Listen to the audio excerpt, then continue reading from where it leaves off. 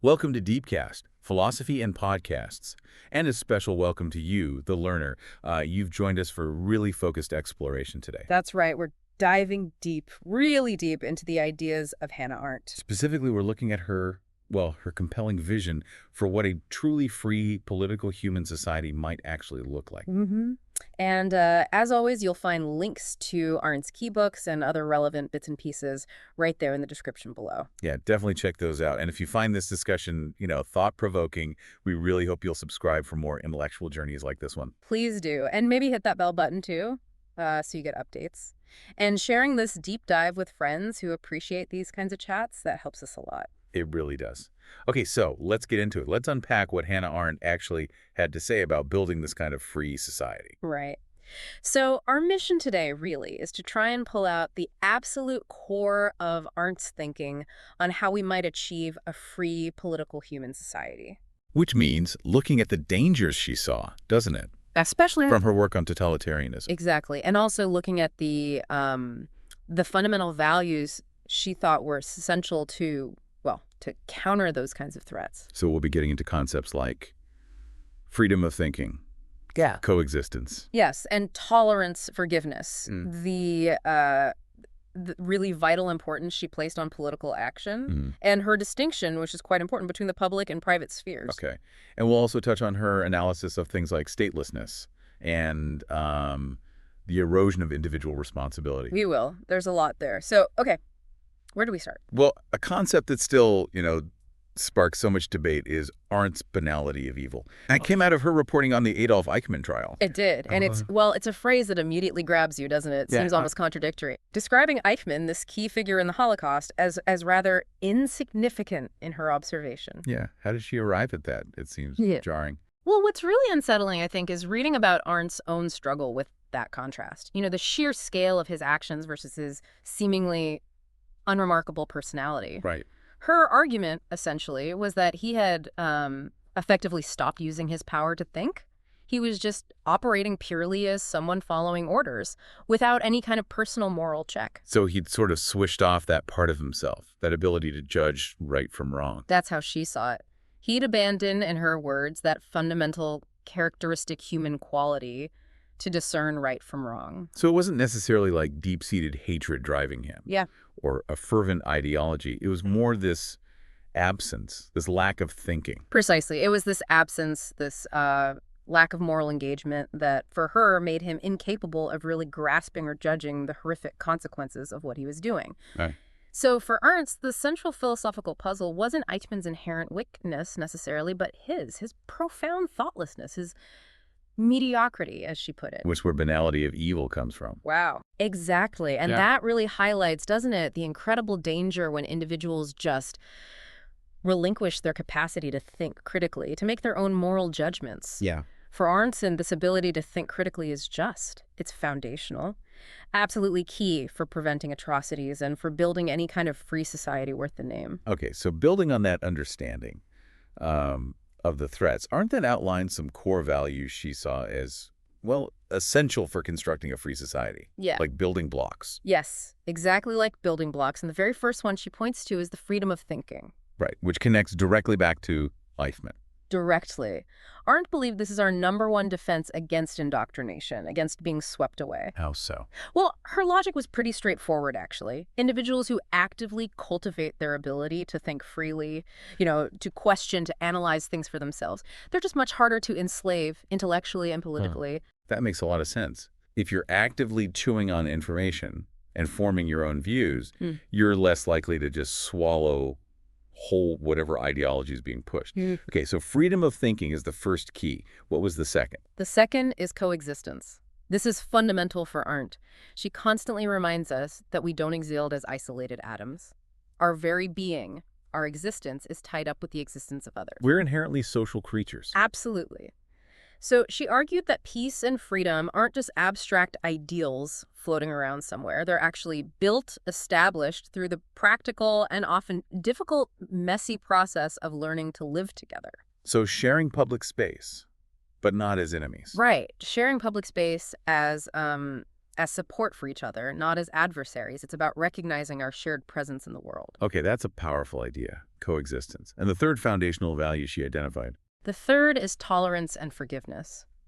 Now, having lived through and studied periods of immense destruction, Arendt became convinced that after such devastation, the only genuine path toward healing, toward societal renewal, is through forgiveness. So tolerance isn't weakness for her. Not at all. Yeah. She saw tolerance not as like passive acceptance or just putting up with things. She saw it as an act of courage. The courage needed to reclaim our common humanity, especially after periods of intense conflict and division. Because the alternative is just staying stuck in the past, endlessly replaying grievances. Exactly that. She argued very forcefully that revenge simply cannot be the foundation for building a free future. It just perpetuates the cycle. Yeah. When she considered the alternative to tolerance, she posed a really stark question. What does that look like? And her answer was pretty blunt. It's a descent into revenge, into continued violence. And that, she said, is completely unacceptable for any society aspiring to be free. She had that famous line, didn't she? No freedom without participation, no true humanity without the other. That sums it up beautifully. It really does. And this leads us perfectly into her strong emphasis on, well, political action and the public sphere. She didn't see democracy as just a finished product, did she? Something you set up and then it just runs itself. Absolutely not. That's a key misunderstanding. For Arendt, democracy is alive. It's a continuous movement, a process that absolutely requires ongoing engagement from individuals. Individuals who, in her famous phrase, actively think for oneself and act with others. That phrase again, thinking and acting. Yes. She warned that if people don't participate, if they withdraw, there's a real risk that the common world, that shared space, either just falls apart, dissolves, or it becomes rigid, sclerotic, unresponsive. Okay. And when she talks about political action, it's not just about, say, voting or maintaining the current system. Yeah. It's something more generative. Precisely. It's more dynamic. She saw political action fundamentally as a bringing into the world, an act of starting something new, of creation, not just, keeping the existing machinery ticking over. So there's this tension then between needing stability and also needing change. Exactly. It involves this constant, delicate balancing act between permanence and change within a society. And institutions obviously have a big role here. They do. They provide the necessary structure, the framework for how we interact in that public space. But Arendt was also, very sharp about the fact that those same institutions inevitably create boundaries. Boundaries that determine who's in and who's out, who gets a voice. Right. They create dynamics of inclusion and exclusion. And she had this very specific, quite powerful idea about the dignity of the public space. Dignity. How so? Well, she saw it as primarily political, fundamentally different from our private lives, our homes, our families. For Arendt, it was through our public actions, our engagement with that shared world, that our common humanity was most fully revealed. Even more so than in our private existence. Okay, and this is where her critique of modern society really bites, isn't it? Her worry about the public sphere turning into what she called the social. Yes, exactly. She was deeply critical of this modern trend where the public realm becomes increasingly swamped by private concerns, by the logic of economics and consumerism. Like everything becomes about personal needs or desires. Sort of, and the blurring of those lines between public and private, something we see amplified massively today with the internet, infotainment, you name it, this really troubled her. Because she believed it fundamentally changed, even corrupted, the nature of true political action. So her fear was that real citizenship, that sense of having a personal stake in public discussion, a genuine concern for the common good, was being pushed aside. That was her deep concern. She saw the shift where people's private lives, often quite disconnected from direct political experience, were becoming the main standard for judging political action. Which makes people easier to manipulate. Well, yes. It makes them more vulnerable, she thought, to manipulation by professional politicians who know how to appeal precisely to those private anxieties and desires. And she saw this as a direct threat to a healthy political culture, that whole environment that actually encourages free political activity. Indeed. She was very worried about the rise of authoritarian nationalist tendencies that actively try to restrict equal access to political action, because doing that undermines the very possibility of a vibrant political culture. For Arendt, remember, politics at its heart was about the freedom of action. Right. And anything that shrinks that freedom is a direct assault on a free society. It's interesting how she understands freedom itself. It wasn't just freedom from interference for her, was it? Yeah. It drew a lot on classical ideas. That's a great point. No, it wasn't just negative liberty. Drawing on the Greeks and Romans, Arendt saw freedom as something you actively experience in the course of taking action. So freedom is action, in a way. In a fundamental way, yes. At its core, she believed action is a commencement. It's about bringing something genuinely new, something unpredictable into the world. Because so much of life just seems to run on automatic pilot. Natural processes, historical trends, things that just seem to happen to us. Exactly. Our lives are surrounded by these automatic processes, but Arendt insisted even when things seem stagnant or predetermined, the faculty of freedom, this amazing human capacity to begin, always remains. So every real act, because it interrupts that automatic flow, is kind of a miracle. That's her word for it. A miracle, something inherently unpredictable. She didn't mean it in a, supernatural sense. Right, not divine intervention. No. But this capacity to perform miracles, as she termed it, is a fundamental human ability. Every new beginning, every genuine act of starting something is, statistically speaking, an infinitely improbable event. She argued our whole existence, individually and collectively, actually rests on a chain of these miracles. Wow. That's a perspective shift. It is, and she adds a crucial point. In human affairs, unlike maybe in nature, we know the author of the miracles.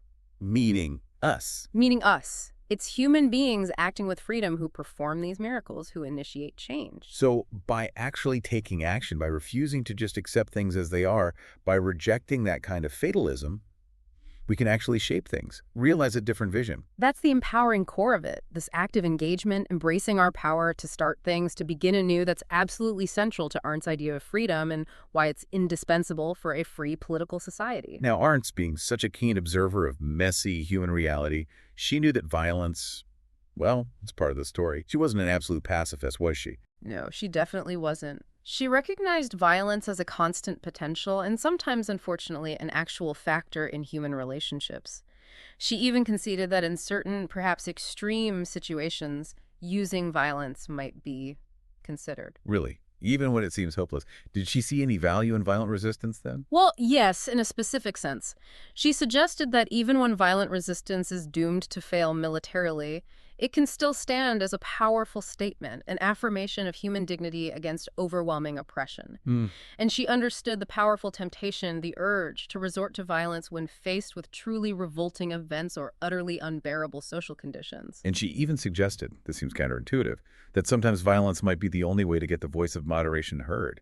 How does that work? It does sound paradoxical, doesn't it? But in her later work, especially on violence, her thinking seems to soften the sharp distinction she sometimes made earlier between political power and violence. She seems to suggest that violence might become the absolute last resort, the riskiest form, but still a form of political action when all other avenues are completely blocked, when the public spaces for dialogue are closed and people feel totally disempowered. So it's like if you have absolutely no other way to make yourself heard, no way to participate or influence things, violence becomes a desperate attempt to break through. That seems to be the idea, especially when people feel excluded from any meaningful say in how things are run. She saw it as a potential, though obviously dangerous way, to interrupt the seemingly unstoppable course of events. Think about situations dominated by entrenched bureaucracy or military power that leave no room for people's agency. Right. In those contexts, violence, paradoxically, might give a sense of power back to the powerless, precisely by shattering the perception that things have to be this way, that the current situation is an unchangeable necessity. Because those inevitable processes aren't really inevitable, are they? They're also built on power dynamics. Exactly, and she made another interesting point. The very act of revolting violently implies a judgment. It implies a belief, however desperate, that change is still possible. Because you don't revolt against something you think is truly impossible to change, like gravity.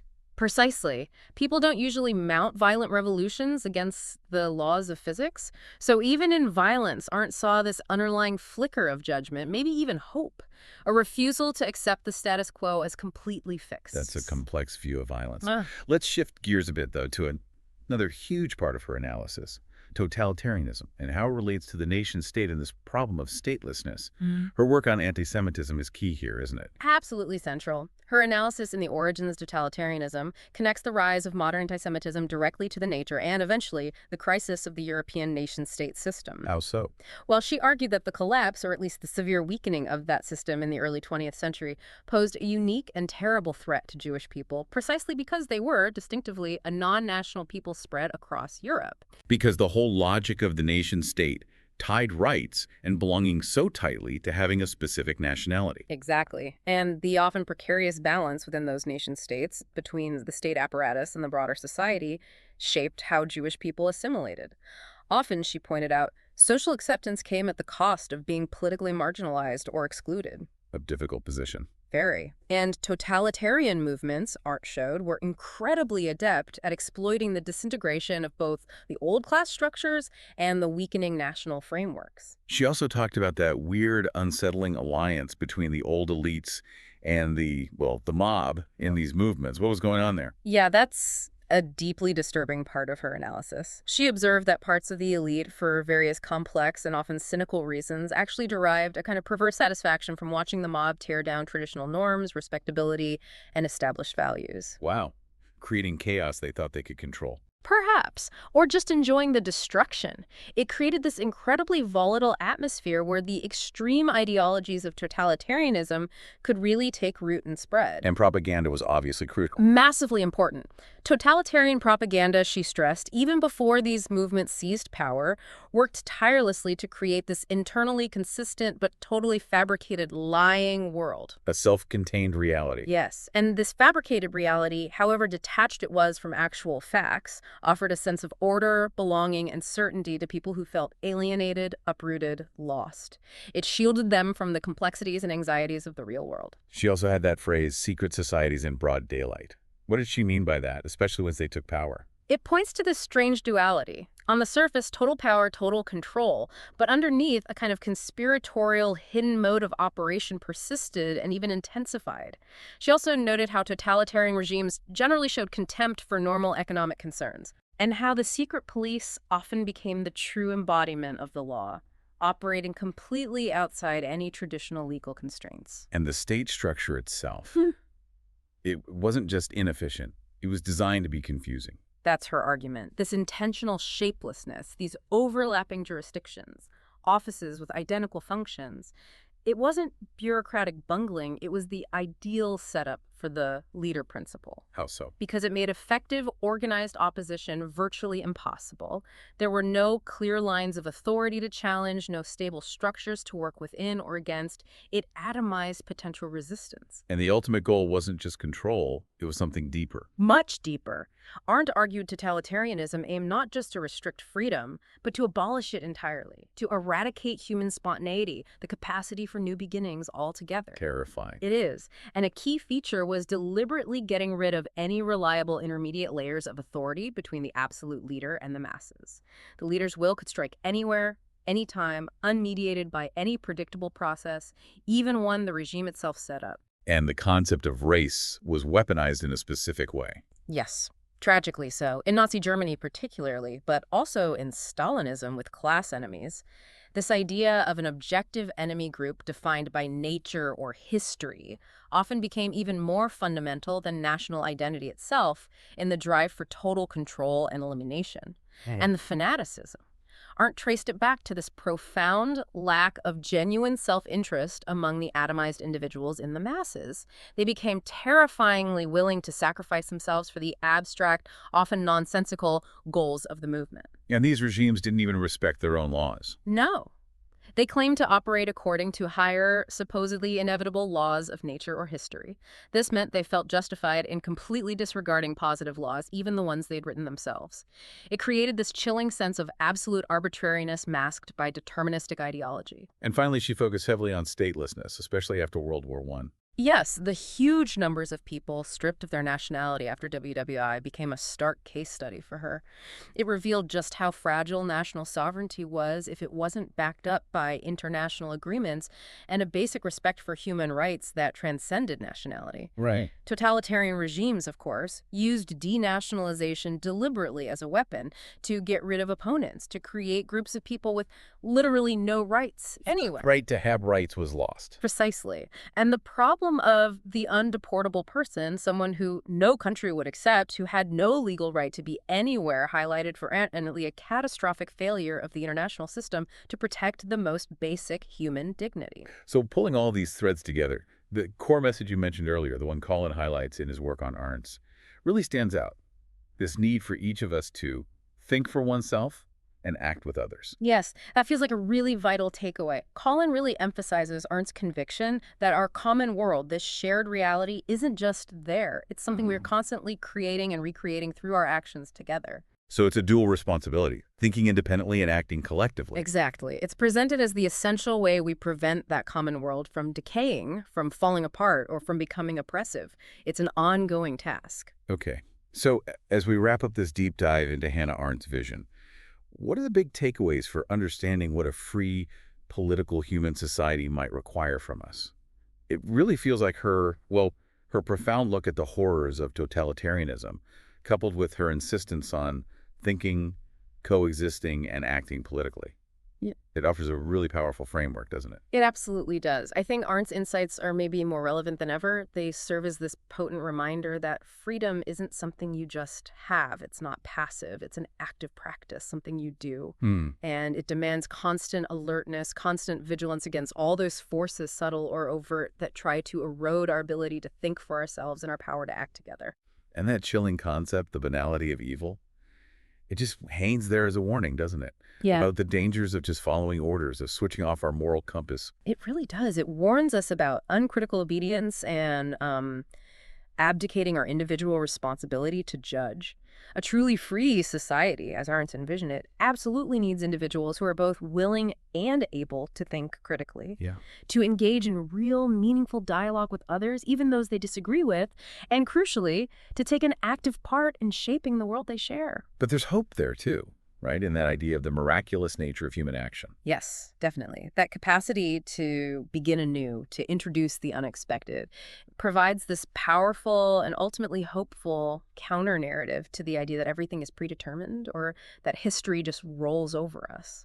So this exploration of Arendt, it gives you, the learner, a lot to chew on. We really hope you'll take some time to think about how her ideas about free thought, political action, how they connect with the challenges you see in the world today. And maybe ask yourself, what role does my own individual responsibility play in protecting and nurturing a free society? We really do encourage you to dive deeper into Arendt's own writings. They are challenging but incredibly rewarding. Absolutely. Continue this reflection. Thank you so much for joining us on this deep dive today. Yes, thank you. And please, remember to subscribe to Deepcast Philosophy and Podcasts if you haven't already. Hit that bell button. It genuinely helps you stay updated. And if you found this valuable, please share it with others you think might appreciate it. And don't forget, all the links to the books and thinkers we talked about are right there in the description box below.